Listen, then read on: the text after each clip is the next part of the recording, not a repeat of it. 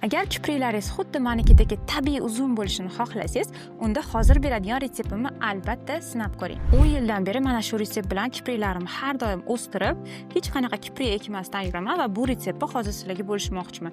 Buning uchun bizga kerak bo'ladi bodom yog'i, kana kunjut yog'i, vitamin E, vitamin A, vitamin D va albatta kokos yog'i kerak bo'ladi. Bo'sh idishni olib, toza shpritsni olamiz va har bitta yog'imizdan 2 grammdan solib chiqamiz. Kipriklarni ildizlari bilan mustahkamlab o'stirib berish uchun eng zo'r yog' bu bodom yog'i bilan kana kunjut yog'i hisoblanadi va albatta kokos yog'i ildizlargacha mustahkamlaydi. Bu qo'shimchamiz ichida vitamin A, vitamin E bor va undan tashqari vitamin D bor. Bu nafaqat kipriklaringiz uzun bo'lib o'sishiga, to'kilib ketmasligiga ham yordam beradi.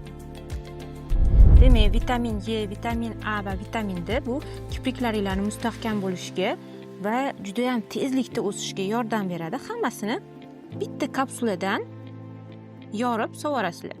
Mana vitamin A ni ham sovuramiz. Vitamin D. Tabiiy go'zallikni saqlab qolmoqchi bo'lganlar albatta shuni qilib ko'ringlar va albatta natijasini kommentariyaga yozinglar. Xona haroratida saqlashinglar va har kuni kechasi uyqu oldidan surishinglar kerak. Agar buni qilishga erinsanglar, tayyor bor. Tayyor yog'ni bemalol Bio Beauty magazinimizdan xarid qilib ishlatsanglar ham bo'ladi.